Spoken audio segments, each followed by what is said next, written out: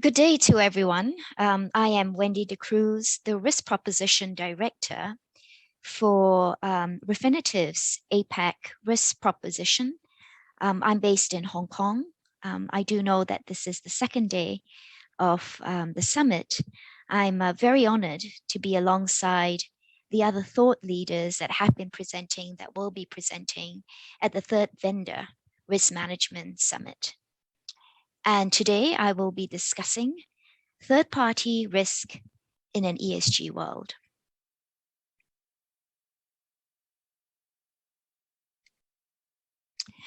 So I think it's important for us to really take a step back and ask ourselves, what is ESG? I mean, you've heard this, you've seen Greta Thunberg, you've seen the media explode with this acronym.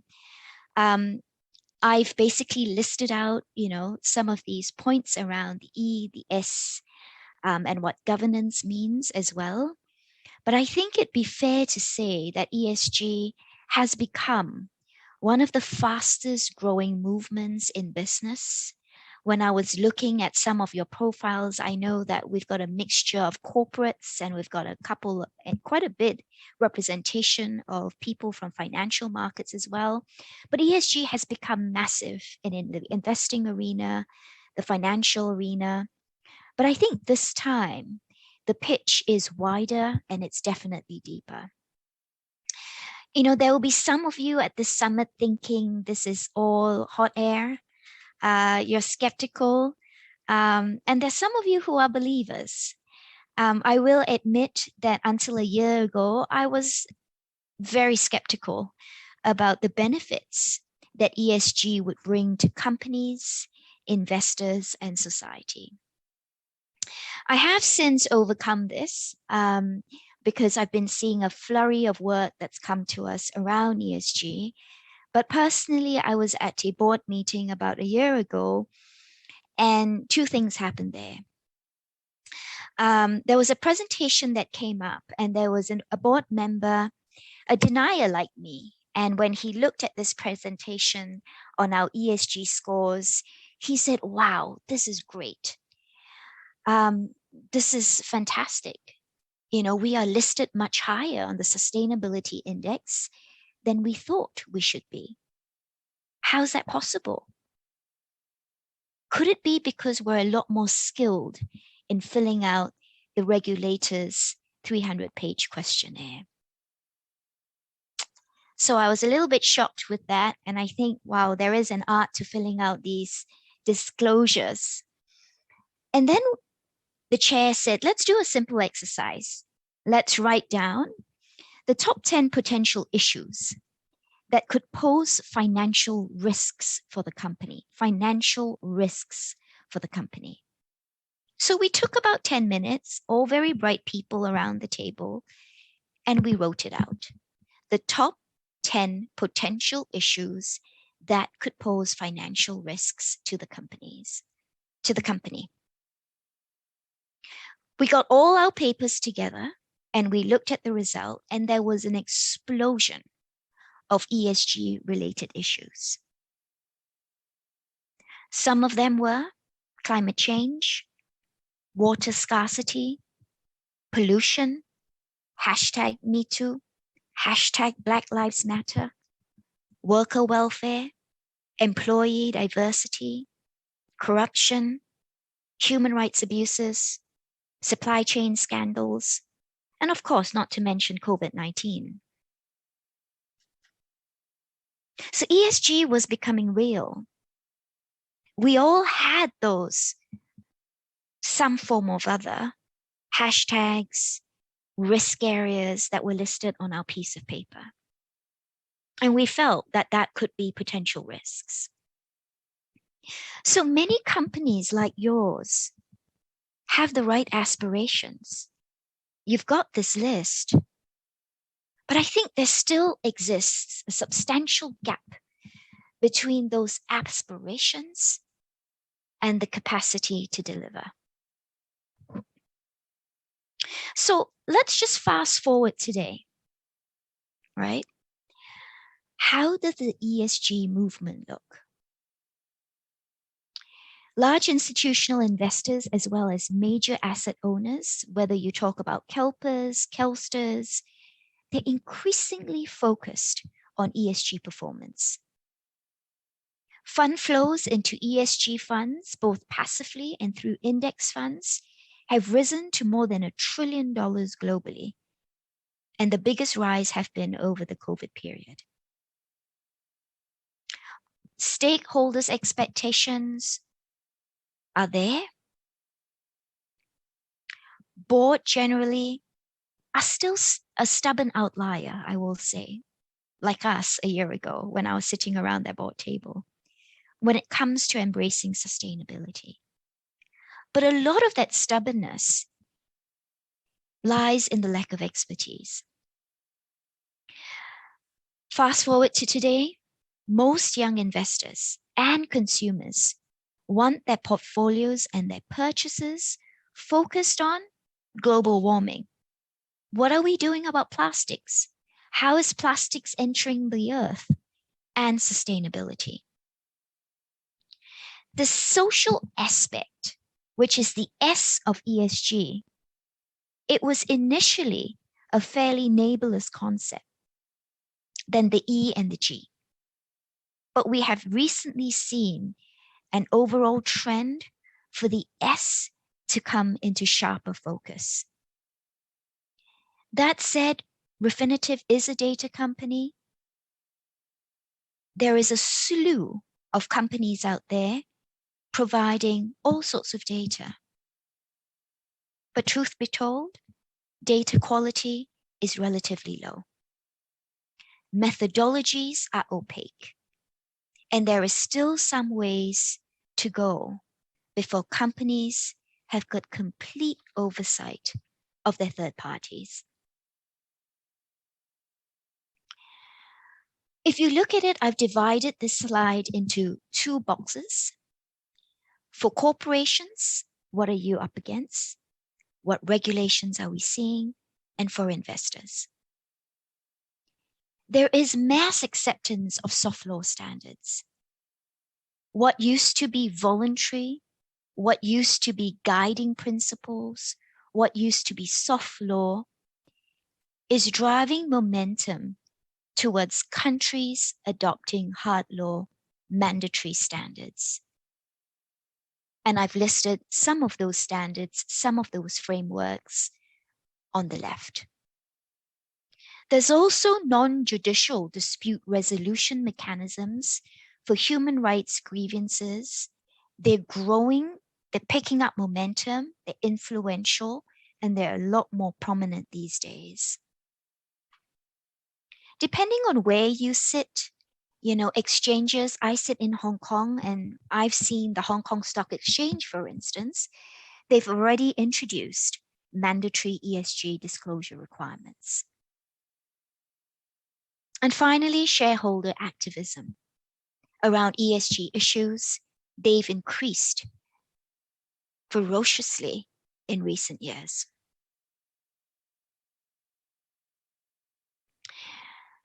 While looking through the registration, I think many of you represent some of these personas that I have here. And you're wondering, so if I'm in legal compliance, what do I need to do? If I'm in finance, what do I need to do? If I'm in supply chain / procurement, what are the practical steps? So in the next couple of slides, I'm going to take you through some practical steps that you may consider in your role when you approach third-party risk in an ESG world. So firstly, take a step back. How do we start with ESG? Many of you come from different verticals. You've got to start identifying your risks, right? I've outlined some of the risks around ESG on the right. But first, ask yourself what sort of ESG risks could be inherent in your supply chain. Because you're representing different companies, different verticals, what one risk means to you could be a different priority for some other firm. Look at your obligations, identify what your risks are, and focus on those risks that are relevant to your business. Once you've prioritized those risks, ask yourselves, what is the risk that could basically drive the biggest impact to the firm? Now, not all risks that you've identified are going to be treated the same.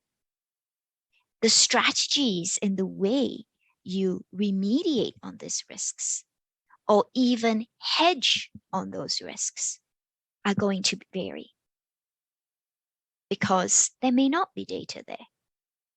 There may not be a methodology. There may not be a benchmark. A lot of ESG sort of visibility has to be blended across different strategies.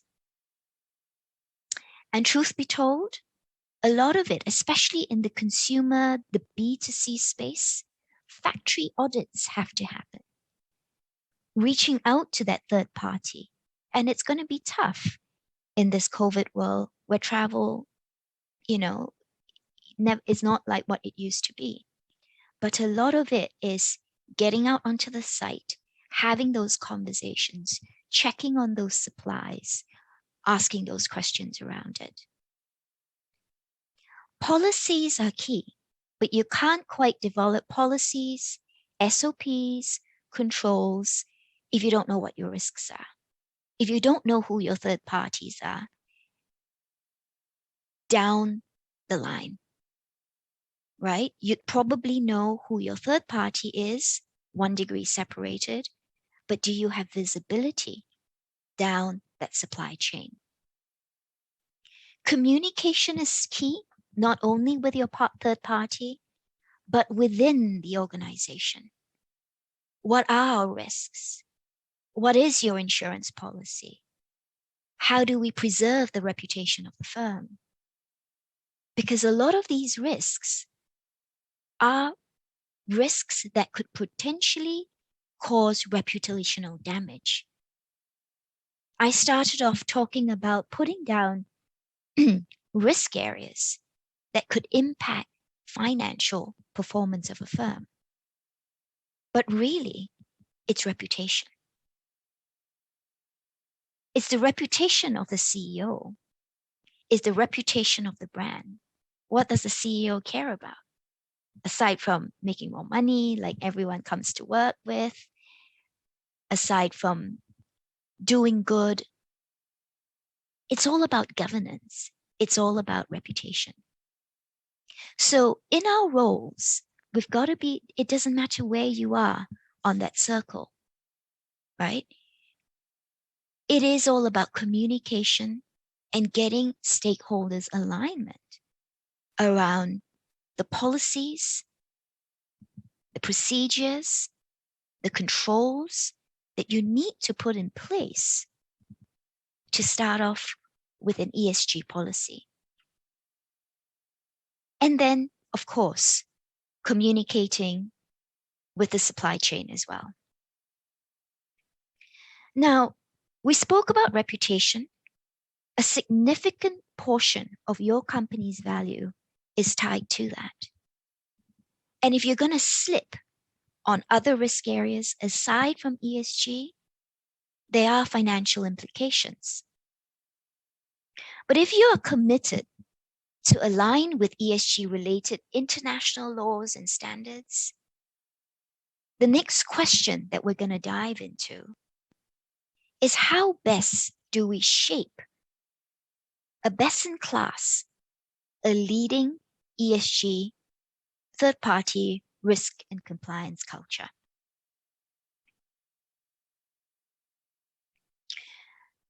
I did say, what about other risks? Whether it's financial, whether it's fraud, whether it's corruption. Do you run 2 separate programs on your third parties? You don't have to. Should it be one program? managed by different stakeholders. And many of your firms would have teams that just look after sanctions, that just look after probably fraud, bribery, and corruption around FCPA UK bribery frameworks. There could be something around CSR, ESG. And I mean, I'm talking about CSR now as though it's a new acronym. It really isn't. Many of you who've been around for a while, sustainability, CSR, philanthropy, it's just a different, it's a subset of what we have today called ESG, right?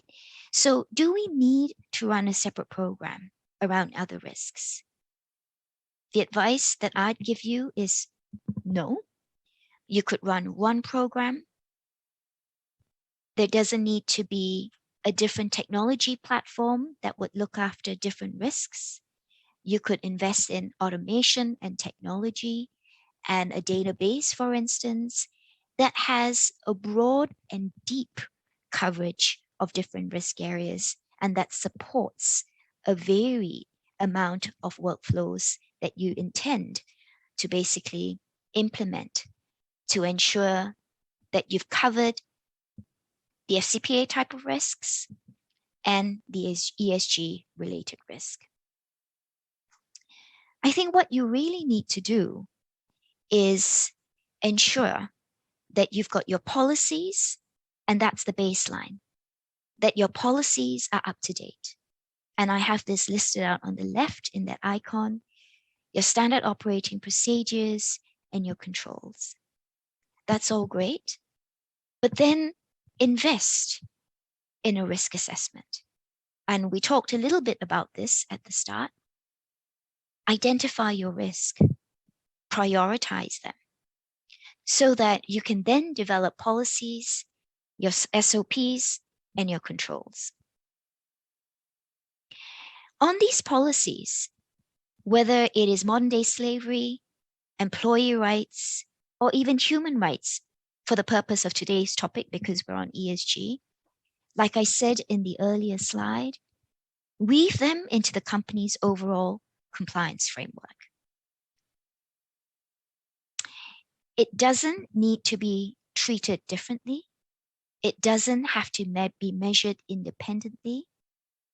It should be linked to policies and practices that relate to other cross-cutting areas as well, that can be managed by business function. So you may have a business function that is responsible for environmental issues, for climate change, maybe with engagement with indigenous community.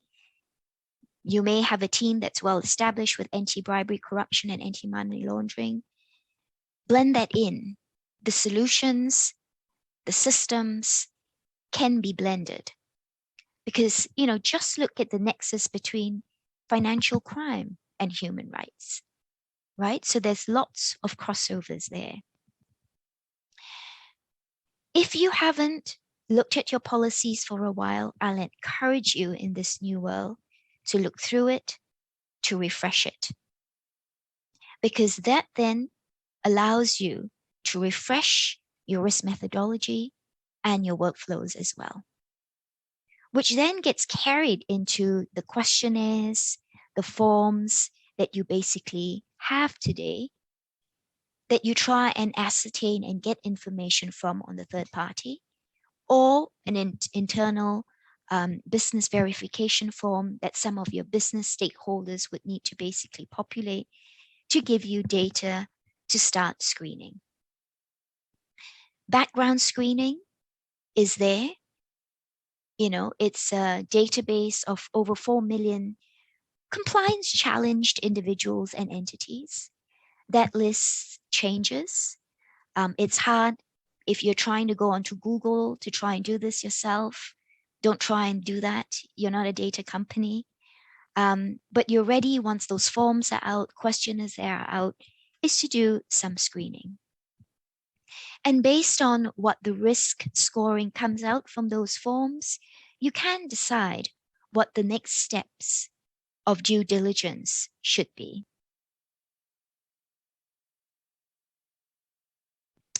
I think what I will say is, when you look at this and you think and you sit back and say, this whole screening and data, how do we basically get our heads around that, right? It is difficult, aside from the lack of quality data, the lack of standardization and methodology. I think goodness around ESG is also very difficult to measure. And I don't think the task is going to get easier. The change is happening, but at the same time, the data, the methodology, the understanding of what ESG really is and what goodness means is not going to get any easier. And there is a plethora of services out there that's popped up that attempts to measure goodness with scores, with benchmarks, and with ratings. And we do the same at Refinitiv as well. And so we will go through growing pains, the same way we've seen transparency come in the ABS market, very sophisticated instruments that you couldn't mark to market. We've seen technology come in. We've seen, exchanges adopt technology. We've seen the futures floors close. Open outcry was a thing out of the past. So that metamorphosis is definitely coming through. But at the same time, we can't think that there will be a magic bullet, that there is a fairy wand that will sprinkle some fairy dust and goodness can be measured. Because compliance and staying on the right side of compliance isn't a one-trick pony. It isn't about just subscribing to a database of highly rated green companies or conducting a simple background check through a questionnaire or form that you get and then filing it in the cabinet. And should anything happen in the newspaper or the business group gives you a call and say, I think we found a problem. There's something at first that's come out in the media. Let's dig up that contract or let's dig up that form and have a look at it. It's just not that. So what I'd ask you to do, therefore, is a couple of things. I think first, take a step back. It is not a one-trick pony. There is no magic wand. There's a plethora of services out there. It's a fairly new phenomena. The change is coming down hard. Take a step back, though, and ask yourself, one, build your ESG narrative. Do you need one? If yes, what should it be? What are your priorities and why? Start from there. Once you've got that, and maybe most of you have that, what sort of due diligence on your third parties do you need to do? Because if we're sending out due diligence reports, if you're doing forms, if you're doing questionnaires, great. Those are defensible. And if anything should happen, you've got a screening mechanism as well. You're doing the first line of screening. But it doesn't entirely replace the relationships you have with your third parties. When you work closely with your third parties and your due diligence vendors, do ensure that you're actually also doing periodic checks, asking the right questions, getting your lawyers in to do compliance checks, legal interviews, especially with your material strategic vendors. Ask yourselves, have they got a published sustainability CSR corporate governance report or the equivalent? Does my third party have a policy statement like us to maybe improve emission reduction? Have they got initiatives to reduce, reuse, substitute, or even phase out toxic substances? Do they have a procedure to reduce the potential risk of products entering the environment, like plastics? Does it have an ISO 14000 or any other environmental management system certification? Can you see their policy statement around the exclusion of child, forced, or compulsory labor? Or guarantee the freedom of association universally applied, independent of local laws? Research their ESG initiatives and awards. Make sure you're noting any controversies. The list of reporting on ESG matrix can be very onerous, right? But work with your due diligence provider, work on your forms, work on your questionnaires. You don't have to basically ask a million questions, or you don't have to fill out a 300-page questionnaire like the board had to fill out in the company board meeting that I was at a year ago. Be smart about asking the right questions. But you won't be able to do that if you haven't got your ESG narrative, if you don't quite know what your risks are, if you haven't prioritized those risks, and if you haven't refreshed your risk assessments yet. Finally, use this time to figure out how automation can host all this solution that you see in front of you. Because if you're not deploying technology in this day and age, you're really going to be, snowed under the tremendous amount of administrative compliance burden that trying to keep visibility on your third parties risk can present. So start thinking about how you can put automation in place. But that should only be considered when you've got the basic building blocks together, which is what I've said on the left: policies, SOPs, controls, risk assessments, and your narrative. Finally, lots of words here. A lot I've presented earlier, but the key takeaways are: whether you're in legal, whether you're in supply chain, whether you're in finance, you all have a compliance program already. You have a third-party program already that you plug into it. Keep improving on it. To aim for zero failure means checking, reviewing, testing, refining, and remedying. I think the last three things that I'd like to call out on this slide is that, one, take a genuine approach with your third parties. I see some people here that are on the B2C food manufacturing company that's dialed into this call. Take you, for example. You may have a great relationship with your material strategic suppliers that you directly purchase from, but you must make sure that you have knowledge about the living and working conditions of the multitude of local aggregators, co-ops, and small farmers at the far end of the supply chain. The days are over thinking that your third party can do you no harm. Many of us don't quite have visibility on that second, third degree separated supplier. Shift from short-term purchasing decisions driven mainly by price to decision that promotes poverty alleviation, sustainability, safe and ethical employment practices. Be genuine about it.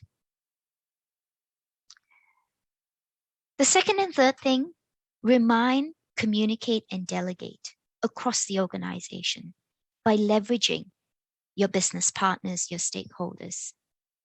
Push accountability, push compliance into the business. But by that, I don't mean creating more obstacles for them. Our jobs is to drive KPIs.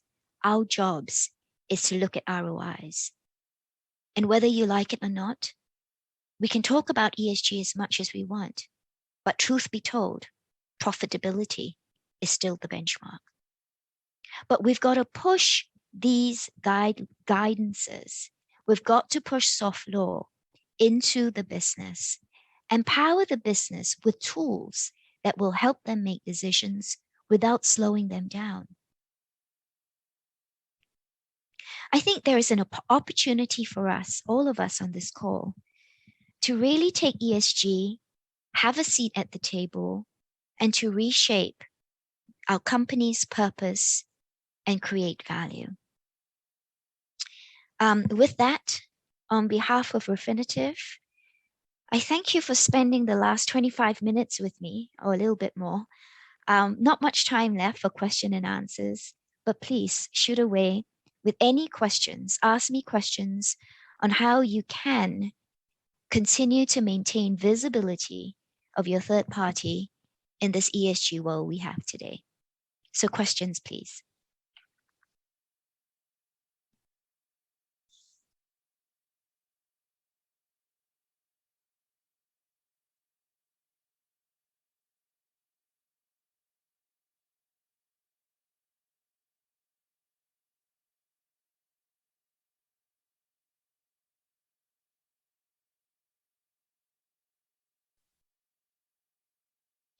There was a question here that was, in your experience, how are compliance officers bring ESG into third-party due diligence programs?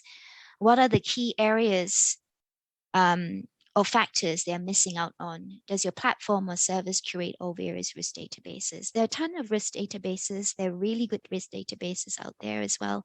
It really depends what you're after. Googling ESG risk databases, you see a whole list of vendors that are out there that are providing some sort of ESG data, some sort of consultancy service. There are lawyers out there that also provide statements, policy drafting, and that's what I'm seeing.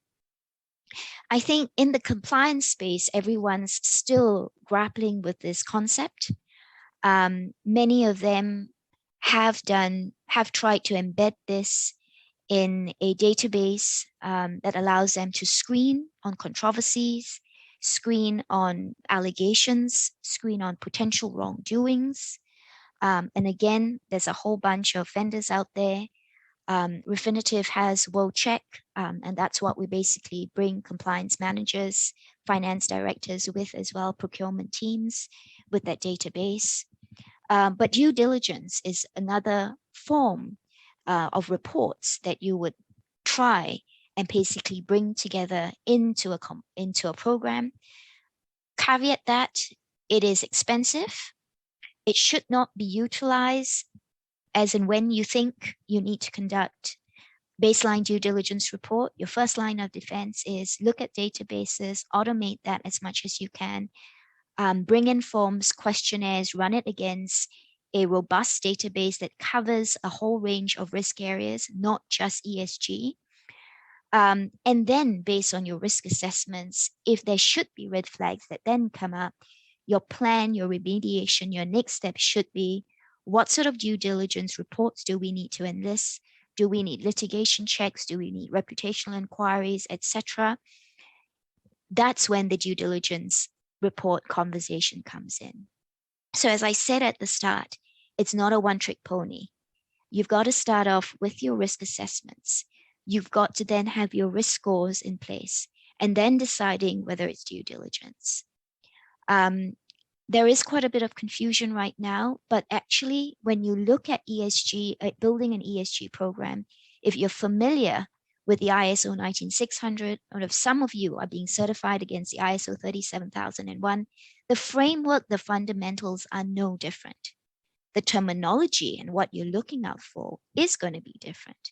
But otherwise, the steps around the whole third-party ecosystem, from policies, SOPs, controls, tone from the top, culture, questionnaires, scored questionnaires, and overlaying that with database of screening, and then spitting out an overall score, decide on what your next step should be, how your refreshers should work. Those really shouldn't be any different from the other programs you have today. So if you're not familiar on how to build a compliance program, I think a good guide is to basically look at the ISO 19600 and just be familiar with that framework. Very easy. The ISO 37001 takes a lot out. It requires a lot of commitment because it's a certification. But I hope I've answered that question. If you need more, reach out anytime, and I'd be happy to get on a call or send through emails to deal with that. And with that, thank you.